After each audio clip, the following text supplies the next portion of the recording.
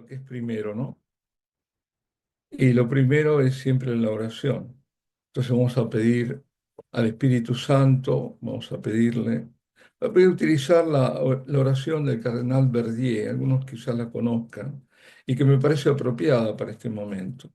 Oh Espíritu Santo, amor del Padre y del Hijo, inspírame siempre en lo que debo pensar, lo que debo decir, cómo debo decirlo, lo que debo callar, cómo debo actuar, lo que debo hacer para gloria de Dios, bien de las almas y mi propia santificación. Espíritu Santo, dame agudeza para entender, capacidad para retener, método y facultad para aprender, sutileza para interpretar, gracia y eficacia para hablar. Dame acierto al empezar, dirección al progresar y perfección al acabar. Amén. Gloria al Padre y al Hijo y al Espíritu Santo, como era en el principio, ahora y siempre, por los siglos de los siglos. Amén. Bien, ante todo, también los saludos a todo el equipo, les agradezco muchísimo.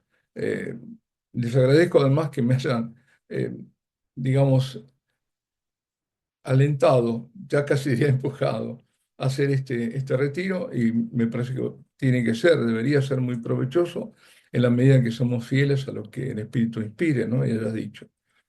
Pues saludos a todos, porque sé que de distintas partes de América y España, por supuesto, están conectados también imagino que algunos amigos también esparcidos por Europa. Pues bien, atrás mío no, creo que se ve la Virgen de Guadalupe y Nuestra Señora de Montserrat. ¿Eh? Así que tenemos España en Cataluña y nuestra madre, la emperadora de América, ¿no? La Morenita. Bueno. Bien, entonces, el tema es cómo nos preparamos para lo que ya está y lo que se ha de venir, lo que se viene. Yo creo que este, digamos, este título ha sido oportuno, porque no se trata de prepararnos para la Pascua de nuestro Señor, que sí lo es, por supuesto, pero sino también para nuestra propia Pascua, en un sentido amplio. Uno dice la Pascua cuando se muere, no, pero estoy diciendo en este pasaje, Pascua significa pasaje, de lo que ya estamos viviendo, de lo que se viene y lo que vendrá después, en la medida que podamos imaginar. Y para quitar toda incógnita desde el comienzo, me apresuro a decir que lo que al final vendrá es el triunfo del corazón inmaculado de María. Ahora, uno se pregunta, ¿y por qué se dice ya empiezo con la necesidad del agua, hay un medicamento que me pone la boca seca. Bueno, ¿por qué del corazón inmaculado de María y no de Jesucristo? Bueno, porque Jesucristo ya venció, ya de una vez para siempre. La obra de redención en la cruz y su Pascua, su pasión, su muerte y su resurrección. Pero la guerra continúa. El misterio de iniquidad no acaba en la cruz. Por supuesto, lo vemos, está más fuerte que nunca el mal.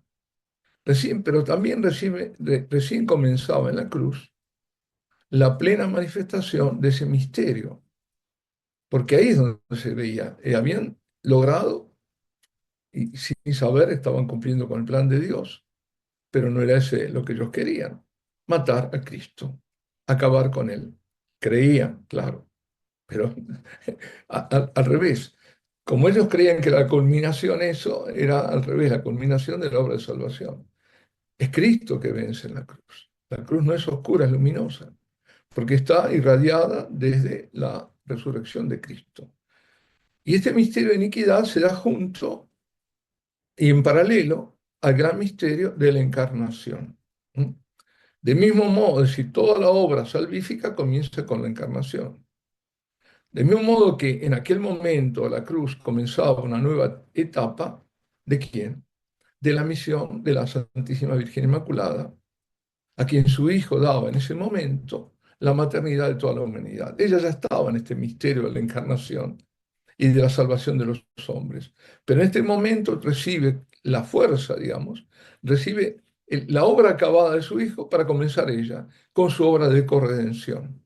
Desde entonces, la guerra contra el dragón infernal se desplazó, por así decirlo, no es totalmente así, pero digamos, el foco se desplazó del hijo a la madre. Ella debía, con el arma de su corazón purísimo y con sus lágrimas, rescatar a sus hijos para llevarlos al Salvador, a Jesucristo, al único Salvador. Ella, la colaboradora más fiel, más perfecta, la más pura, la más inocente de cualquier otra criatura sobre la tierra, de todos los tiempos. Había sido creada por Dios para ser quien acompañase al Hijo en su obra de salvación, desde el inicio hasta el final. No solo para que le diera luz, ahí empieza, por cierto, que eso fue porque había encontrado gracia ante Dios, como le dijo al ángel, cuando le anunció que sería la madre del Hijo del Altísimo. Cierto que la había creado pura, exenta de toda contaminación de pecado, pero cierto es también que ella se mantuvo siempre pura, obediente a su Creador y humilde, lo que Eva perdió, porque Eva había sido creada pura. Eva era una inmaculada concepción. No nos olvidemos de eso. Pero María lo conservó y exaltó, y Eva lo perdió. María conservó su pureza, conservó su virginidad, conservó su santidad. Más aún, la aumentó. Siempre hizo la voluntad de Dios, pues ella, que colaboró siempre con la obra de salvación del Hijo, conquista, también por así decirlo, el título de corredentora por su participación en la pasión y en la muerte de su Hijo Jesucristo. Madre del unigénito del Padre, madre de su propio unigénito, ella tuvo un solo hijo, no tuvo otros hijos en la tierra, pero madre del primogénito, del primer hijo, ya que por las palabras de Jesús desde la cruz tendría millones de millones de hijos, nosotros. Los que daba a luz en el Calvario, con dolor, la mujer del Apocalipsis, que el parto es de dolor, no es el de Cristo, es el nuestro, en la cruz. Y los que daría a luz a partir de aquel momento histórico, un momento bien preciso de la historia. Entonces, para empezar el tema, esto es una introducción solo, y su desarrollo, bueno, lo he pensado a través de preguntas, a las que daré algunas respuestas. Mm, Necesariamente no es posible que sean exhaustivas. Yo tiro, pero si para cada una deberíamos cubrir, digamos, todo el tiempo. Diré lo esencial y conveniente para esto que estoy hablando, ¿no? Que estamos orquestando, digamos. Entonces, ahí vamos. Una primera pregunta inmediata es si estamos ya en lo que se ha llamado el final de los tiempos. ¿Estamos ahora en el final de los tiempos? Bueno, me encuentro entre los que creen que sí, que ya estamos. Yo creo que sí. ¿Por qué creo que estamos en el final? Por lo que nos dice la misma Escritura. Antes que el Señor venga, deberá venir la gran apostasía, la rebelión contra Dios y contra todo lo que significa Dios, contra su ley, contra todo lo que es santo. Y eso lo estamos viviendo. La gran apostasía significa que es el mundo apóstata, el mundo rebelde a Dios y primero al Dios conocido. Y hay otros que no conocen al verdadero Dios. Pero hay una rebelión. E incluso lo que es mucho más importante y más trágico es dentro de la iglesia.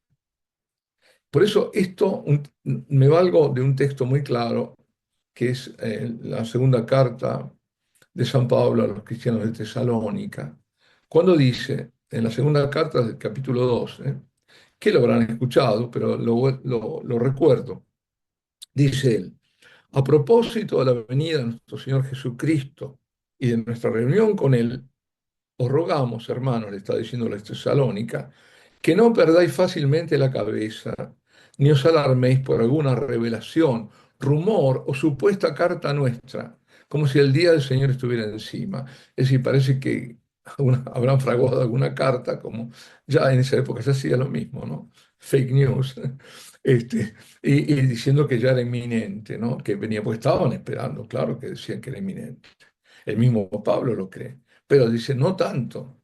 porque dice, sigue diciendo, que nadie en modo alguno se engañe. Primero tiene que llegar la apostasía, es lo primero, y manifestarse el hombre de la impiedad, el hijo de la perdición, el que se enfrenta y se pone por encima de todo lo que se llama Dios o es objeto de culto, hasta instalarse en el templo de Dios, proclamándose el mismo Dios. Es decir, antes que el Señor vuelva, antes de su parucía, al final de los tiempos, porque este final de los tiempos no es un instante, no sabemos cuánto puede durar, pero es un final. Pero hay un comienzo de ese final que ya está y que se va a ir ahondando y se va a ir manifestando y desarrollando. El final de los finales es cuando el Señor llega, cuando aplasta, cuando con un soplo suyo ya el anticristo desaparece. Fijémonos que él no lo llama anticristo, anticristo viene de San Juan, lo llama el impío, el hombre de impiedad, el hijo de perdición. Que también así se lo llamaba y lo llama San Pedro, si no me equivoco, a Judas, Judas, el hombre de perdición. Sí, es decir, lo que tiene primero que venir es la apostasía. Y la apostasía ya está, la tenemos. Como digo, la tenemos en el mundo, la tenemos dentro de la iglesia. Este para mí es el signo más evidente que ya estamos. Como digo, puede ser que se ahonde aún más, pero ya está aquí. Esa apostasía está seguida, es el terreno que le ha sido preparado al anticristo. Ya las cosas están tan desacomodadas, tan arrasadas, todo lo que se refiere a Dios, que es propicio el tiempo para que emerja este anticristo. O como digo, como lo llama San Pablo, el hombre de impiedad, del impío. Otro signo, no es el único, hay signo, otro signo. Por eso el Señor nos dice que veamos los signos. Eso, nos dice, vigilad, ved los signos. Otro es el final de los tiempos, es el enfriamiento de la caridad, el enfriamiento del amor en la mayoría. Las sociedades han perdido el amor, han perdido, y me refiero sobre todo a las que lo tenían, que eran las sociedades cristianas, ¿no? Porque las otras, bueno, no conocen la misericordia. Qué sé yo, un hinduista no conoce la misericordia, ¿no? Si una persona se está muriendo, lo dejan, porque es su karma. Entonces deje que es su karma, no hay que tocarlo, y nosotros no es así. Pero ¿por qué? Incluso los ateos tienen imbuidos, impregnados de esto que viene de Cristo, la misericordia. Bueno, justamente este enfriamiento de la caridad o del amor lo anuncia el Señor en un discurso justamente escatológico, se llama, de Mateo, San Mateo, capítulo 24. Se llama escatológico, apocalíptico, porque es también, habla del final de los tiempos. Dice así, en 24:12. Y al crecer la maldad se enfriará el amor en la mayoría. Ahora, ¿cómo no verlo cuando las sociedades, porque la mayoría lo admite, emiten leyes en las que se elimina la vida antes de nacer?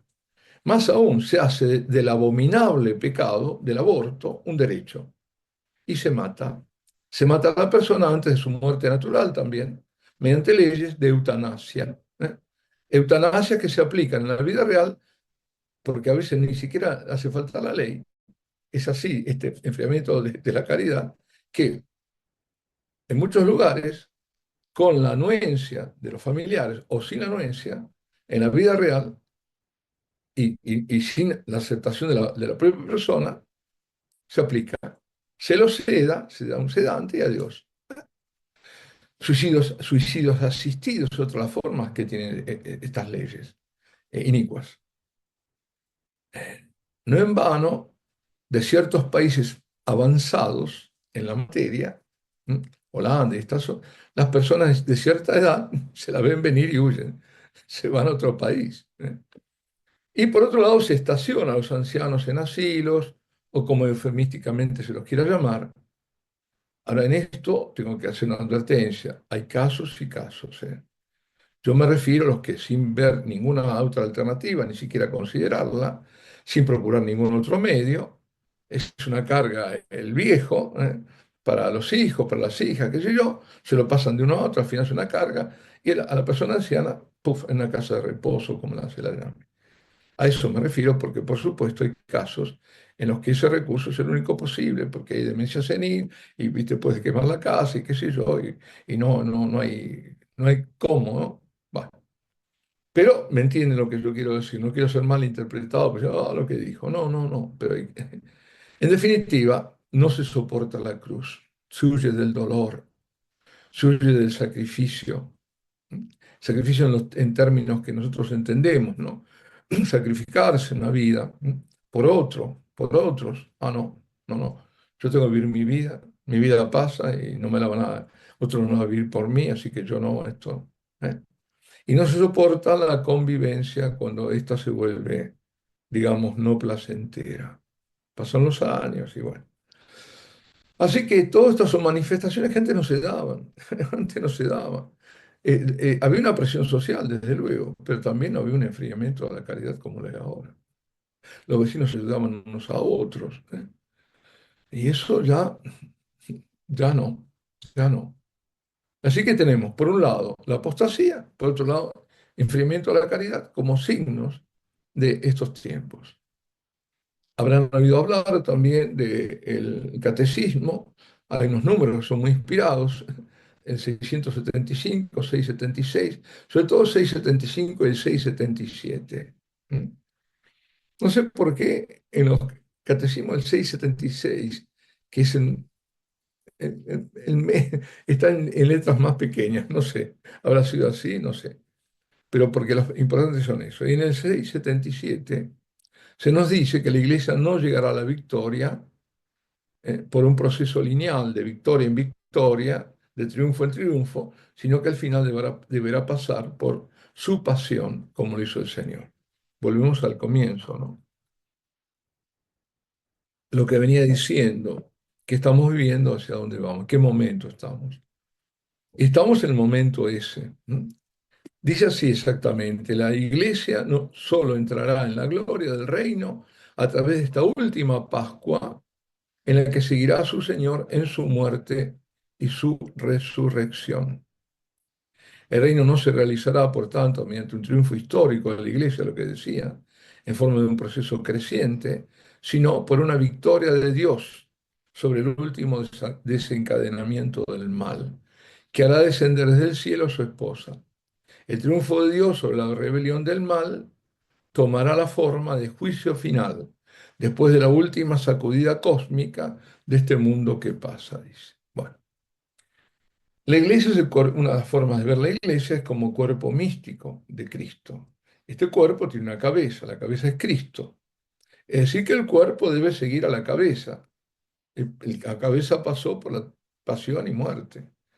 La iglesia deberá pasar por su pasión y su aparente muerte. No va a morir, pero será tan reducida. Por ahora, no diremos en qué momento de la pasión de la iglesia estamos, porque seguro hay diferentes respuestas. Pero mi opinión firme es que resulta obvio para quien quiera ver que ya entramos en la pasión, ya entramos. Posiblemente, si yo tuviera que arriesgar, bueno, algo, decir, bueno, posiblemente estemos en el Getsemaní, quizás algo más allá, pero muy poco, cuando lo llevan maniatado a Cristo. La traición está a la vista y se está consumando o por consumar totalmente. Aún no hay persecuciones cruentas. Hay dentro de la iglesia, sí, y de fuera, pero cruentas no, aparecerán. Creo yo. ¿Por qué? Porque es la lógica del mal. Va a más, va a peor, nunca va a mejor. Y no va a mejor, ¿por qué? Porque no hay contrapeso, porque no hay más conversión, no hay más santidad. Y entonces ahora es inevitable mirar para el mundo. No querría meterme en cuestiones políticas, pero sí una observación imparcial, objetiva. ¿Por qué? Porque el Señor nos exhortó a vigilar y rezar, no a meternos en un hoyo, como el ñandú o el avestruz, sino nos exhortó a vigilar y rezar. Es decir, ver qué ocurre a nuestro alrededor. Digo, no por curiosidad malsana, atención, porque después ahí uno se va enganchando, quiere saber exactamente qué pasó, sino simplemente para ver los signos de los tiempos. Por eso yo diría, Ahora que están todos mirando para Rusia, Ucrania, cuidado con el Medio Oriente. Parece ser, en este momento que estoy hablando, que el conflicto ruso-Ucrania dejará al menos por ahora ser lo que desate la terrible y temible Tercera Guerra. Pero atención con el Medio Oriente como disparador. Muy a propósito de esto, de estos días, leía una carta del Sanedrín o un Sanedrín al presidente Trump, en la que se le pedía impulsar un tribunal mundial ético, ¿no? Pero al mismo tiempo le decían que él era un hombre providencial, comparándolo con el rey Ciro de Persia. Bueno, esta frase es intencional, porque el rol de Trump, buscado, involucrado, porque eso lo puede buscar él o lo pueden meter en eso, para la construcción del tercer templo. ¿Por qué lo digo? Porque por medio de Ciro, que era el rey de Persia, volvieron los judíos del cautiverio de Babilonia y construyeron el segundo templo que habían destruido, que había estado destruido. Si Trump, el mismo, creo que lo dijo, es quien hace posible que se construya el tercer templo, porque creo que alguna vez lo dijo, el segundo había sido que construyeron los que vinieron del cautiverio, fue derribado por los romanos en el año 70, y ahora, hasta ahora lo único que quedó es el Muro de los Lamentos. Entonces, ¿qué significa construir el tercer templo? Bueno, entre otras muchas cosas, arrasar con la mezquita de Al-Aqsa y con la cúpula o domo de la roca, esa que se ve toda dorada, que está sobre lo que fue el segundo templo. Y según la tradición, el lugar del sacrificio de Abraham.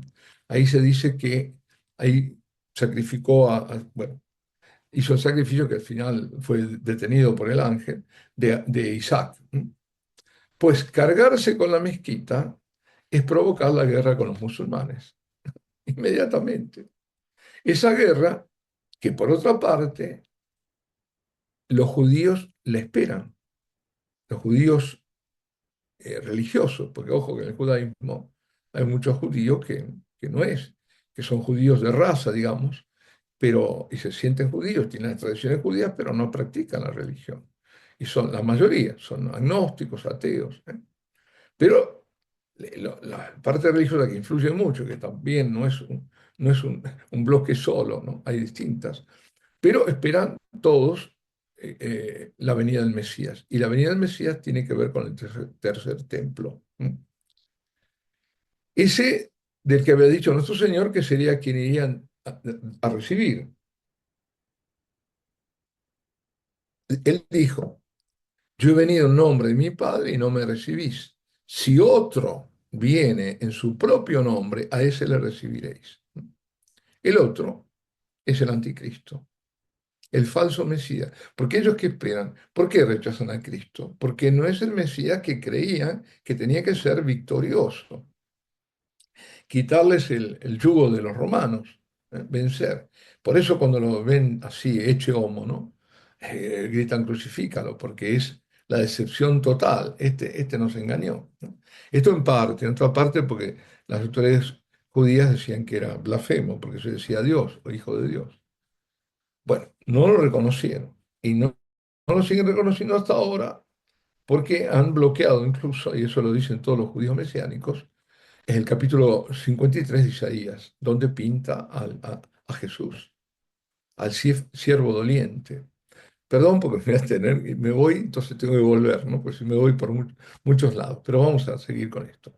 Entonces, eso es lo que todo implica todo esto, una palabrita por aquí, otra por allá, y, y ¿qué pasa?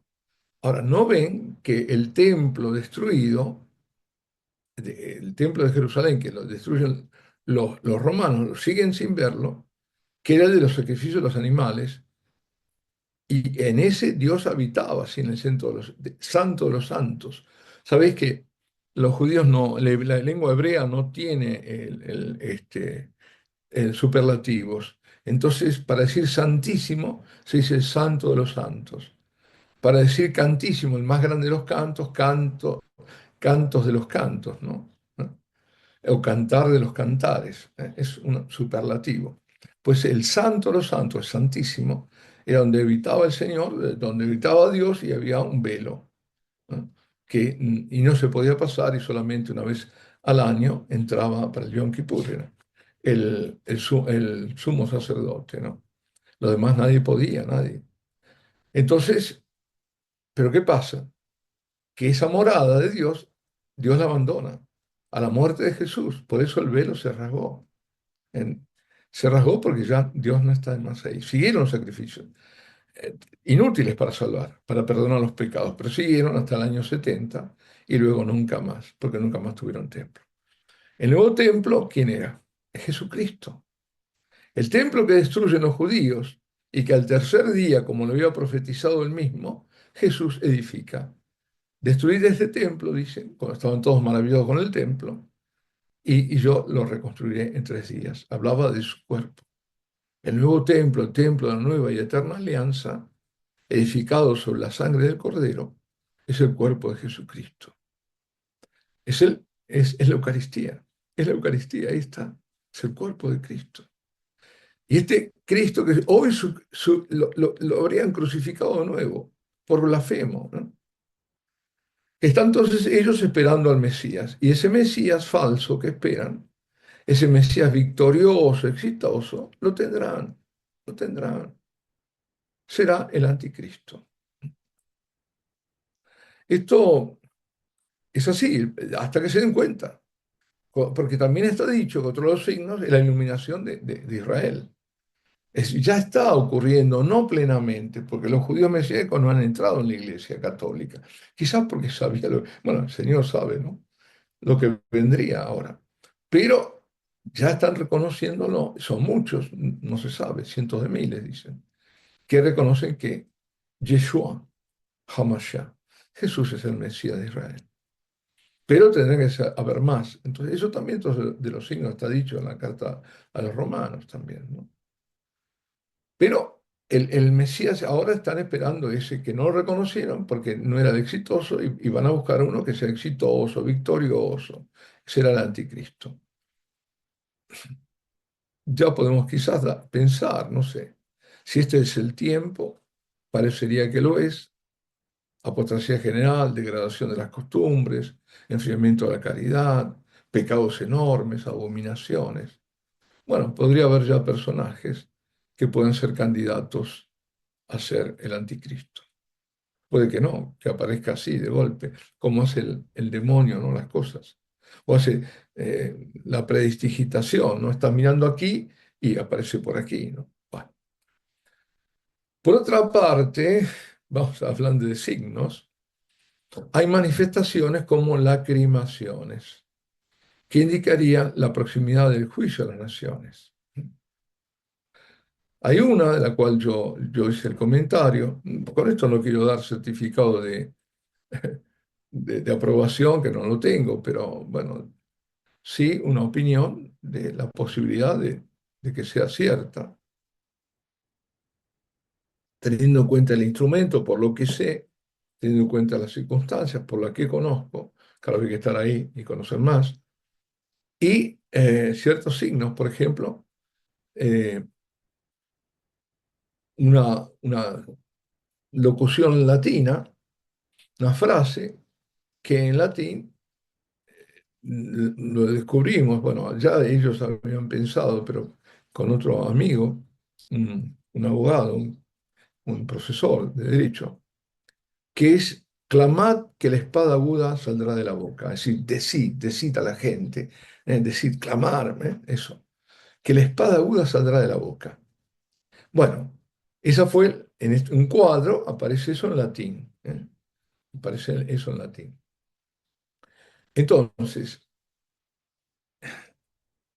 esto es además la advocación que llora es de Nuestra Señora del fin de los tiempos. Esto en Filipinas.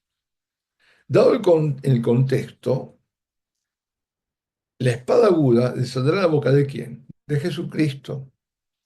El jinete del caballo blanco del capítulo 19 de Apocalipsis. Atención que hay otro caballo blanco que no es él, que no me acuerdo si era el capítulo quinto, pero este sí, este jinete de caballo blanco, por el contexto, por todo lo que dice Jesucristo, porque dice, y de su boca sale una espada aguda, lo mismo, ¿no?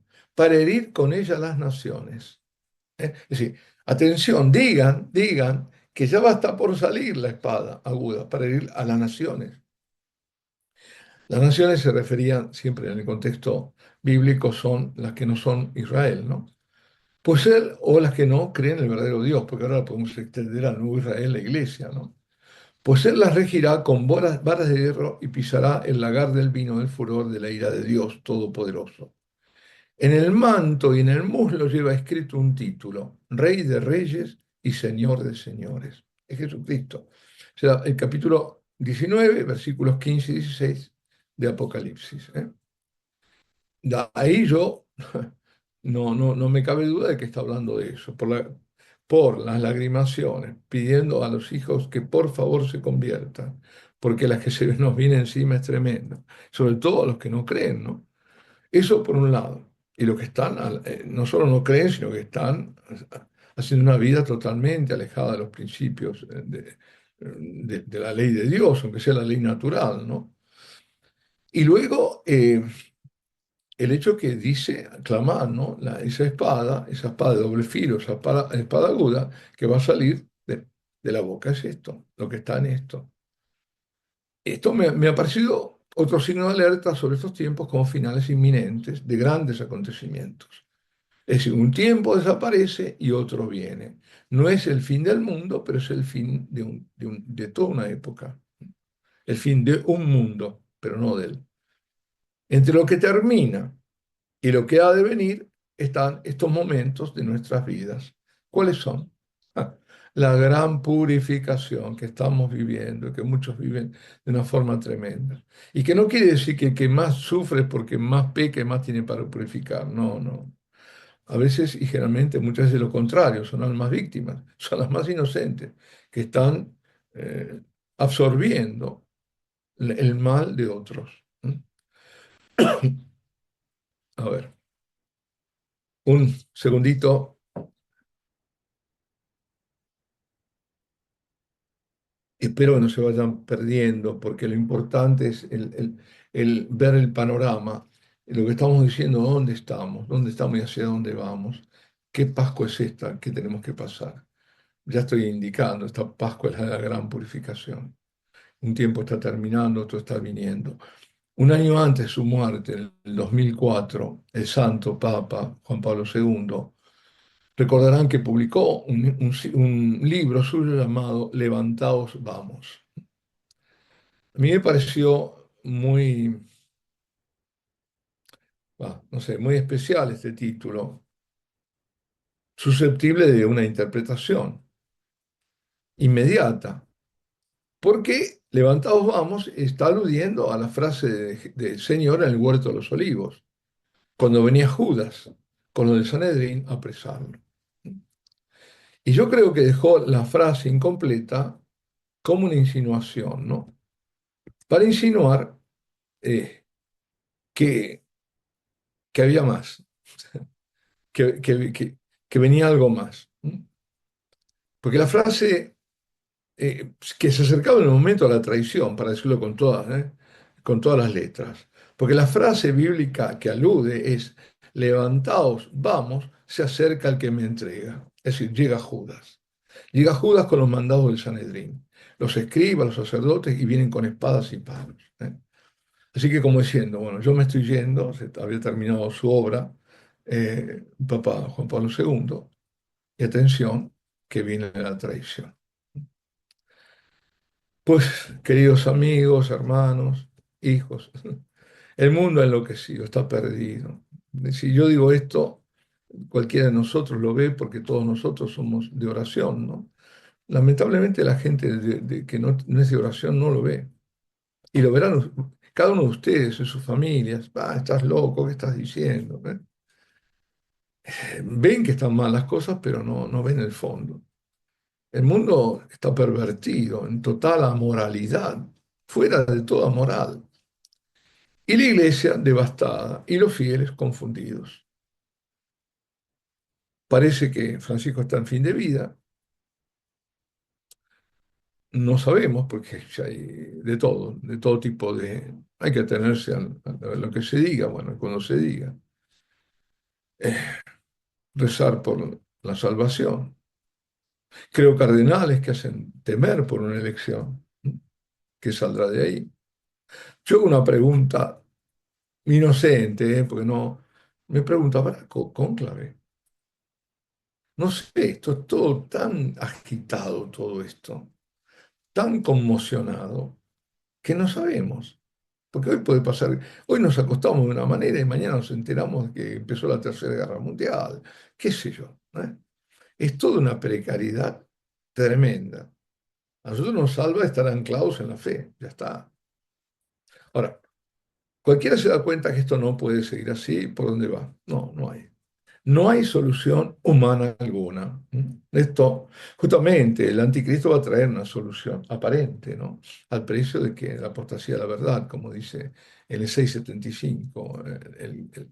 Esos fueron muy inspirados. Siempre sospeché que ahí estuvo la mano del cardenal Ratzinger. Bueno, entonces no hay solución, me refiero a los números 675 y 777 del catecismo, ¿no? Pero no hay solución humana, ¿eh? Solo divina, solo Dios va a arreglar esto.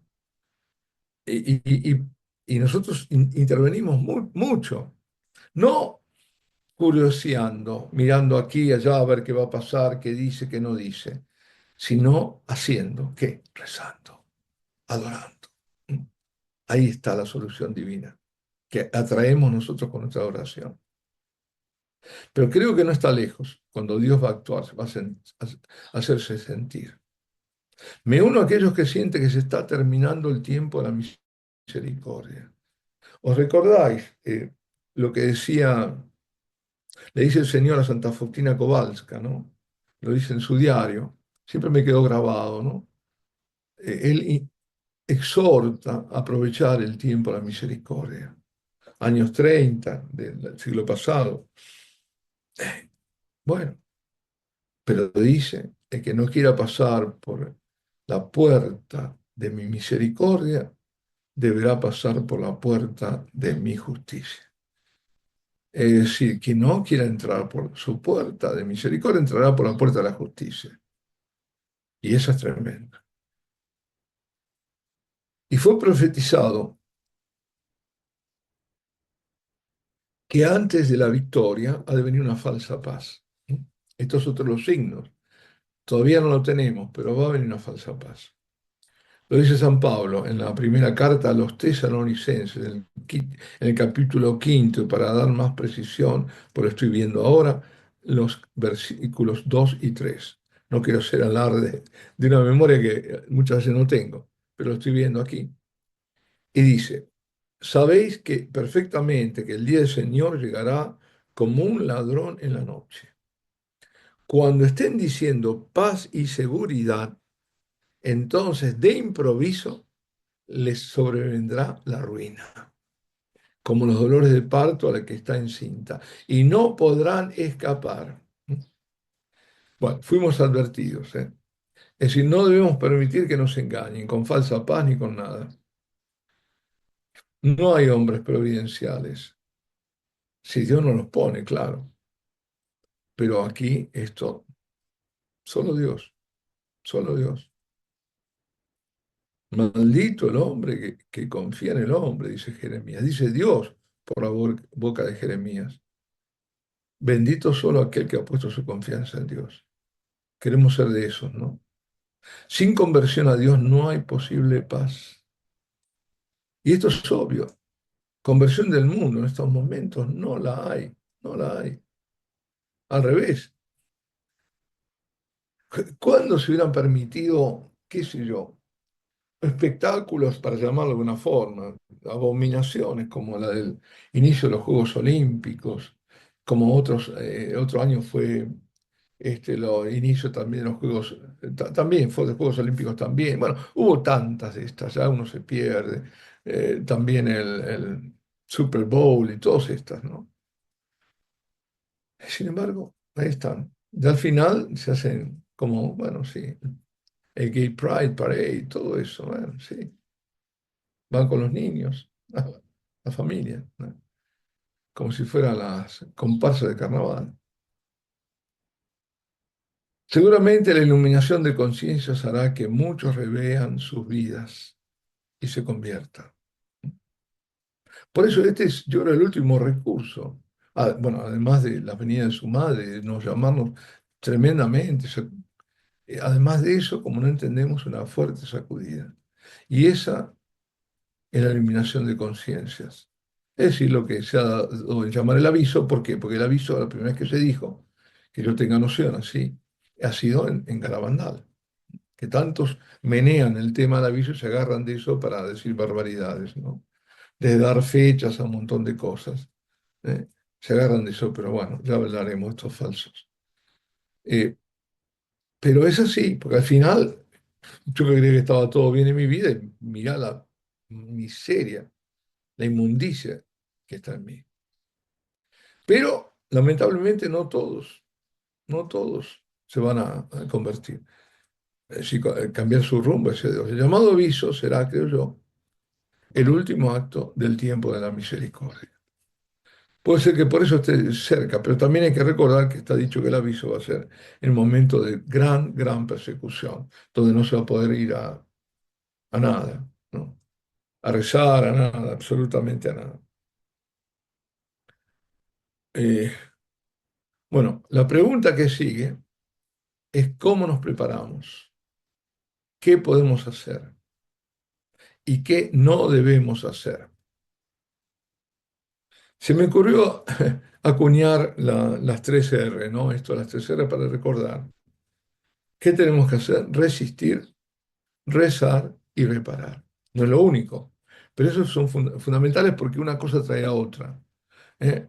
Uno se va desgranando, bueno, resistir, ¿cómo se resiste? Rezando. ¿Cómo se resiste? Haciendo una buena vida. ¿Eh?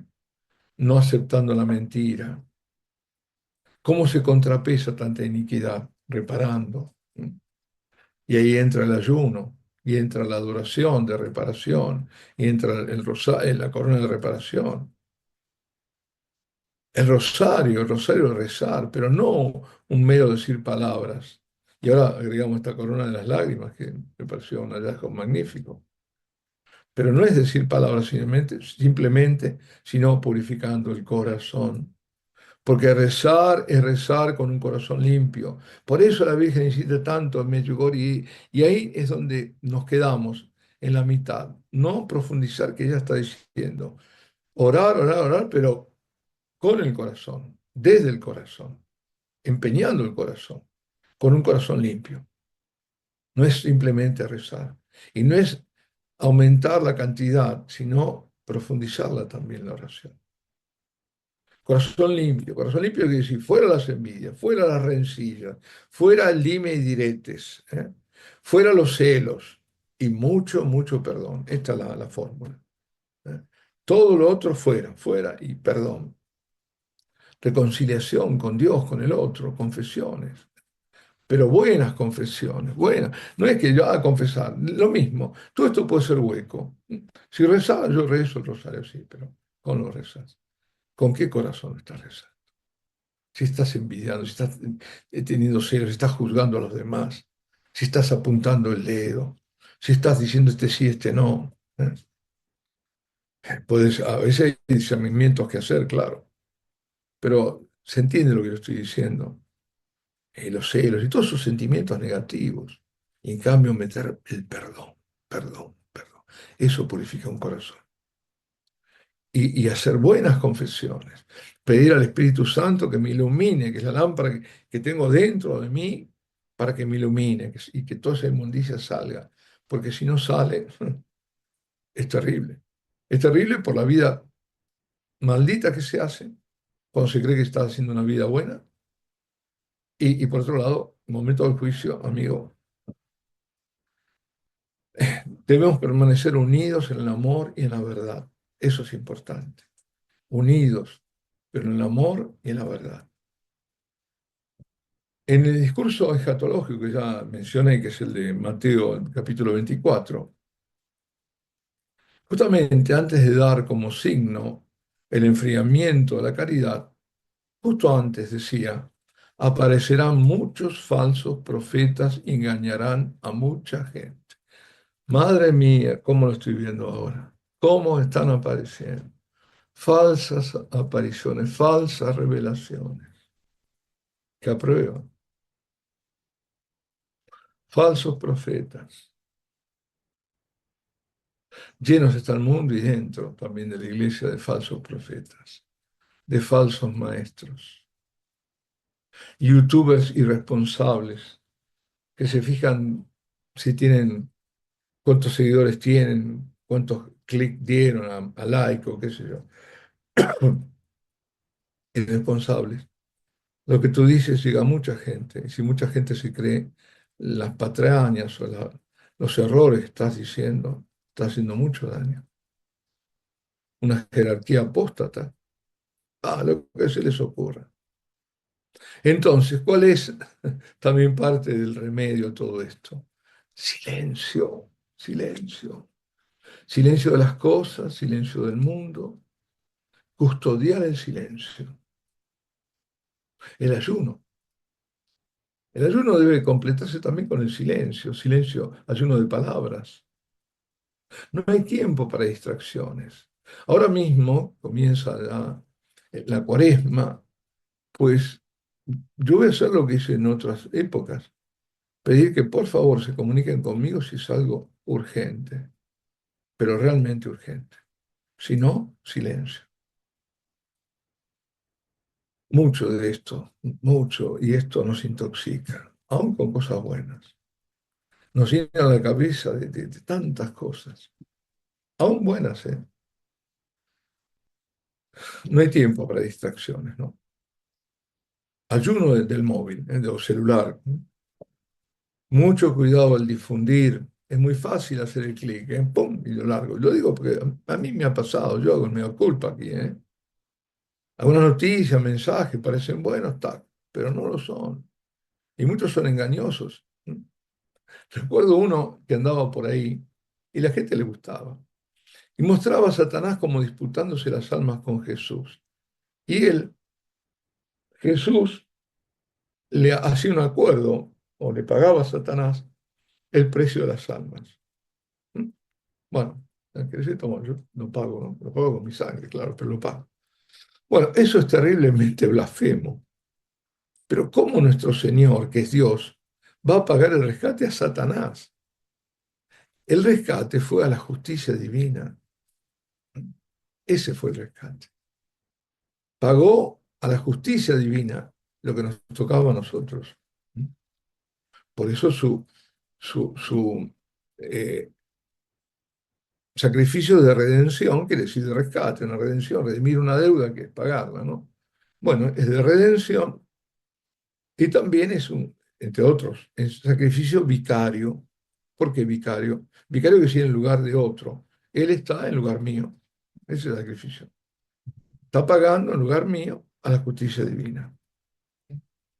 Así que cuidado, ¿ven? Ese enganchaban, he visto a más de uno. Bueno, sabemos todo lo que debemos saber, o lo que deberíamos saber, ¿eh? Y si hay alguna duda, consulten a quien sabe, pero no a cualquiera. Ya sé, me van a decir que no es fácil. Sí, no es fácil. Se cometen muchísimos errores, pero bueno, pedir que a ver quién me puede responder esto. A veces te lo responde solo el Señor, ¿no? Te ilumina. Cuidado que el demonio está en acecho, buscando a quién devorar, ¿no? Como dice San Pedro en su carta. Con eso él estaba exhortando a los judíos, porque San Pedro escribe para los judíos, es el apóstol de los judíos, ¿no? Así como de los gentiles, de los no judíos es Pablo. Y con esas palabras exhortaba a San Pedro a los judíos cristianos, ya, judíos de hecho que eran cristianos, de la diáspora de Asia, de las Capadocia y todo eso, ¿no? Le decía, sed sobrios, sed sobrios. Nos lo dice a nosotros, sed sobrios. Sobrio en el comer, sobrio en el pensar, sobrio en el hablar, sobrio en todo. Velad, así, vigilad. Vuestro adversario, el diablo, como león rugiente, ronda buscando a quien devorar. resistirle firmes en la fe. La primera carta de San Pedro, en el último capítulo, el quinto, ¿no? Esto lo sabemos de memoria por las completas, ¿no? Así que hoy también el llamado es a la sobriedad y a la vigilancia. Hoy, más que nunca. Si eran tiempos difíciles y críticos, aquellos, los nuestros son iguales o más. Más porque hay mucha confusión. Sobriedad y vigilancia. También nos dice que debemos resistir desde la fe.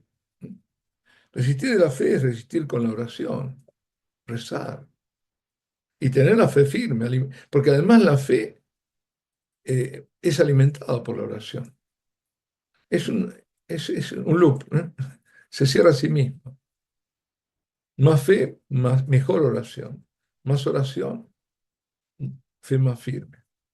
El demonio se esconde. Y ustedes buscan, ¿eh? Buscan. Ahí está el tema. Y el otro se esconde. Y buscan, por ejemplo, información, sin saber que quien se la suministra es el enemigo, ¿no? En otro, ¿no? Inspirando a otro, ¿no? Que por ahí le ha dicho cosas buenas, sí.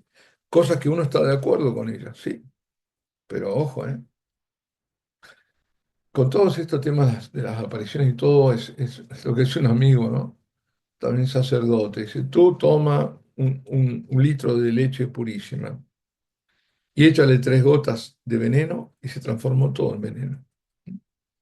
No, no, tenía cosas buenas. Ah, decía que había que adorar, sí. Decía que ir a recitar el rosario, sí, lo dice. Es el enemigo, porque después te manda por otro lado. Así que cuidado, ¿eh? Salpico porque no puedo hacer más, porque si no esto va a ser interminable. Pero otra cosa que mucho tiene que ver con nuestra hora, y como creo que es un tiempo anticrístico que está, digamos, haciendo propicia la venida del anticristo, quiero advertir la inteligencia artificial. AI o IA, como quieran, que se anuncia, es una trampa oculta. El fin último no es bueno, no es bueno, aunque lo parezca. Sí, tendrá buenas aplicaciones, como todo, ¿no? Todo. Eh, qué sé yo. Esto puede servir para apelar mondar qué sé, una naranja, una manzana, o para matar a uno. Es decir, en sí mismo puede ser neutro, pero aquí hay una finalidad. ¿Por qué quieren todos la primacía, la hegemonía sobre la inteligencia artificial? Porque es el control. Vamos a que cada vez nos van a controlar más, y mucho más, con la excusa de buenas medidas. Bueno, pero es para tu bien, entonces, claro, todos se enganchan. Muchos consultan, he visto, ¿qué haría Satanás, no? Etcétera, cosas así a la inteligencia artificial. Por empezar, la inteligencia artificial depende de los inputs que recibe, ¿no? Cuidado, ¿eh? Antes fue el Big Pharma, ahora es el Big Tech. ¿Mm? ¿Y qué persigue? El poshumanismo. A Dios hombre. Y tiene los medios poderosos. Solo la oración confiada del corazón podrá con ellos, porque Dios nos ha de proteger. Y recomiendo la corona de las lágrimas de María, que ha sido motivo de los últimos audios, vídeos, como arma de combate ante los ataques del enemigo. Y siempre, siempre estar en gracia ante Dios. ¿Y ahora qué digo? Es que me dicen cosas que después yo me olvido, es terrible. Cada vez estoy más distraído. Decía, estoy muy ¿distra qué? Bueno, eso yo. Porque me han dicho, acuérdese que tiene que decir que los libros suyos están en Amazon. Bueno, y ahora no me acuerdo. Bueno, lo pondremos después, lo pondremos, dónde están los distintos libros. En España está, es una, publican ahí en Cataluña, ¿no? Y ahí están, bueno, nunca me acuerdo si es ATSA las siglas, bueno, ya lo pondremos. Bueno, perdón, excursus. Y quiero finalizar, bueno, decía, ¿no? me faltaba esto, perdón. Digo, la corona de las lágrimas de María, que ya la vamos a dar, ahora en este momento que estoy dando esta charla, no, pero dentro de poco se va a dar ya con un PDF para que todos la hagan. Yo la hago todos los días y a veces más de una. Es una coronilla o corona fácil, potente y fácil. Son armas de combate ante los ataques del enemigo. Y siempre, siempre digo, estar en gracia ante Dios, no perder eso. Inmediatamente no hay que apenas algo, pum, algún pecado ahí, ni siquiera que sea tan grave, a confesarlo. Y ahora sí quiero finalizar hablando del silencio y de la noche. Como dije antes, me parece, tenemos que cultivar el silencio y custodiarlo. Todo el tema del silencio merecería un capítulo aparte. El cardenal Sará, Robert Sará, tan grande, tan profundo siempre, ha escrito sobre esto. Todos los libros de él son todos recomendables. Eh, el primero creo que era Dios o nada, maravilloso. Bueno, eh, el silencio es tan importante. Fijémonos, el momento cuando Dios es hombre está envuelto en un profundo silencio. El encuentro entre de la Anunciación, entre la Virgen Santísima, el ángel, pasó completamente desapercibido. ¿Quién se enteró? Nadie. Es el misterio que acontece en el silencio. ¿Cómo fue el de la resurrección del Señor? En el silencio de la noche. Lo verdaderamente grande a menudo pasa desapercibido, silenciosamente.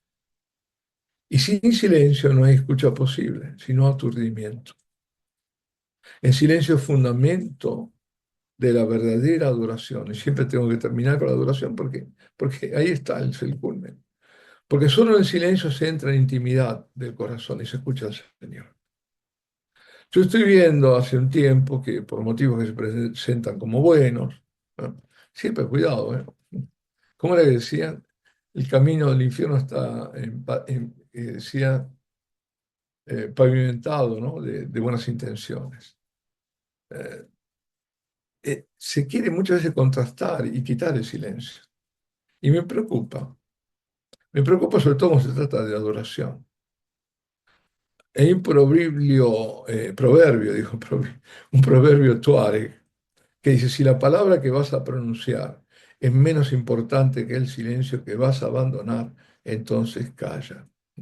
Había otro árabe también parecido que decía que si que tus palabras sean más elocuentes que tu silencio. Es decir, hay una sabiduría popular sobre el silencio que se perdió, porque se perdió el silencio. La adoración silenciosa resalta la majestad de la presencia divina y posibilita ese clima de meditación, de respeto hacia otros adoradores. Es solo en el silencio que el corazón entabla un diálogo de amor, diálogo sincero de la propia vida, entre lo más profundo del yo y ese tú infinito y eterno de Dios, pero tan cercano. Por eso, el silencio es fundamental y sobre todo la adoración perpetua, en toda adoración. La adoración perpetua es la que no tiene que interrumpirse, pero tampoco el silencio debe ser jamás perturbado. Decía a propósito que me mencionó el cardenal Sara, el silencio no es una noción, decía él, es el camino que permite al hombre ir a Dios. Dios es silencio y ese silencio divino habita al hombre. Nada nos hará mejor descubrir a Dios que ese silencio inscrito en el corazón de nuestro ser. La conquista del silencio es un combate y una ascesis. Ante la majestad de Dios, perdemos nuestras palabras. ¿Quién osaría tomar la palabra ante el Todopoderoso? El silencio sagrado es entonces el lugar donde podemos encontrarnos con Dios. Clarísimo, ¿no? Es lo que dice también el Señor cuando nos invita a cerrar la puerta del cuarto, ¿no? Cerrar la puerta del cuarto es cerrar la puerta al mundo, al ruido y quedarnos en la intimidad con Él. Es ahí donde se crece. Por eso la adoración, toda adoración, la adoración perpetua, es una escuela de silencio, es una escuela de crecimiento espiritual. La familiaridad no favorece la intimidad, no, al contrario. La justa distancia es una condición de comunión. Ese santo temor de Dios, de ofenderlo, de respetarlo, de reverenciarlo. No de tenerle miedo porque ¿qué me va a hacer? No, eso no, porque es de conocer quién es Dios. Dios es amor. Es por adoración que la humanidad marcha hacia el amor. Decía la fundadora de Leanchele, de la Eucaristía, Anchele sería sierva de la Eucaristía, la madre Costanza Zauli, que creo que hace poco fue beatificada, sí, sí, hace poco. Digo porque tengo a una amiga que quizás está participando, está viendo esto, ella entiende el español, que es de Bolonia, que me ayuda muchísimo, es importantísimo allá en la adoración perpetua para toda Italia. Ella es la coordinadora general ahí en Bolonia, Madalena, si me está por ahí. Pues decía esta, la fundadora, para el alma que quiere vivir en íntima unión con Dios, es condición indispensable aquel silencio que hace callar en la profundidad del propio espíritu todo movimiento de la naturaleza, todo desorden del pensamiento, del sentimiento, de la fantasía y especialmente los ruidos ensordecedores del yo y de los juicios personales, y mantiene todo el tiempo interior el perfecto dominio de la gracia. Esto es para leerlo, releerlo, ¿no? Pero lo que quiero rescatar, bueno, todo se puede rescatar, pero quiero decir aquí lo importante es ese acallar el ruido interior. Eso lo suelo decir porque lo experimento yo. El silencio exterior ayuda al silencio interior, pero no es simplemente lo hace propicio, pero no viene inmediatamente. Nosotros venimos cargados de ruidos y a veces estamos toda una hora para descargar esa hecha de cable a tierra, ¿no? Y descargar tanto ruido, tanto murmullo, tanto juicio, tanta cosa, tanto que nos perturba que el silencio es, por eso también el silencio ante Dios, ¿no? Y el silencio con Dios es un silencio sanador, ¿no? Es un silencio que restaura. San Juan de la Cruz, el gran místico, ¿no? Decía, el primer lenguaje de Dios es el silencio, el primer lenguaje. Y el cardenal Sara decía, Dios es silencio y el diablo es ruidoso. Desde siempre Satanás busca enmascarar sus mentiras bajo una agitación engañosa y ruidosa. El cristiano no debe ser del mundo, debe alejarse de los ruidos del mundo. El ruido se ha vuelto como una droga, y lo vemos. Están estudiando, yo no sé cómo hacen, yo no me podré concentrar, escuchando música y estudiando. O están, no sé, caminando, están con los auriculares, con esto, o ahora con los otros, con lo que sea, pero el ruido, es una droga, ¿eh? Y dice el cardenal, nuestros contemporáneos son dependientes. Con su apariencia de fiesta, el ruido es un torbellino que no deja mirar a la cara, confrontarse con el vacío interior. Esto lo dice el cardenal. Es una mentira diabólica, agrega. Y el despertar no puede ser más que brutal, ¿no? ¿Qué será nuestro mundo si no se puede encontrar oasis de silencio? Se preguntaba. Y junto al silencio estaban las horas nocturnas. El Señor es nuestro modelo de oración y de adoración. El Señor, desde su humanidad, rezaba al Padre y lo adoraba, desde su humanidad, claro. Y pasaba noches enteras en oración. Ahí está, ¿no? Son tan especiales esas horas de la noche. Parece que el Señor las elige para contarnos sus secretos, para hacernos entrar en mayor profundidad, mayor cercanía. De nuevo, el cardenal Sara dice, la noche es maternal, deliciosa y purificadora. La oscuridad es como una fuente donde salimos lavados, pacificados y más íntimamente unidos a Cristo y a los otros. Y lo que Isaías, aquello de Isaías, ¿no? Que lo tenemos también a veces como responsorio, dice, cuando dice, sobre tus murallas, Jerusalén, he puesto centinelas. Ni de día ni de noche dejarán de anunciar el nombre del Señor. Pues poder día y noche, sin cesar, adorar, bendecir, rendir honor, tener gloria al Cordero, al que está en el trono, aquel que es Señor de señores y Rey de reyes, aquel que ha de venir como justo juez, pero que yo lo estoy cultivando como amigo. No puedo temer de mi amigo, ¿no? Por eso, estas son las armas para este tiempo. ¿Sí? Haceos promotores también de adoración y de adoración perpetua. Si no se puede perpetua, por lo menos adoración. Esa es nuestra función ahora. Para concluir, entonces, después vendrán las preguntas, pero bueno, para concluir, eh, yo diría, bueno, vayamos a adorar, vayamos a rezar, pero tenemos ahora este espacio. Yo después iré y me imagino que sí podrán ir a rezar el rosario, pero no tenemos que intensificar, profundizar y intensificar, son dos cosas que no es lo mismo. Eh, Intensificar la cantidad, ¿no? A eso me refiero.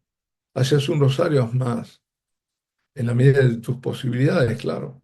Pero cuidado que estamos en época de guerra. Si tú no rezas, estás deponiendo las armas. Y entonces el enemigo ya está atacando. No podemos. No podemos bajar los brazos. Qué bien dicho está, ¿no? Saben de dónde viene, ¿no? De aquellos que sostenían Hur y Aarón sostenían los brazos de, de Moisés cuando estaban luchando ahí en el campo de batalla, estaba Josué con Amalek, ¿no? Entonces cada vez que levantaba los brazos, que era dirigirse a Dios, en levantar los brazos tienes ese gesto. Ven que los gestos son importantísimos. Ahora, es que no me puedo evitar cosas.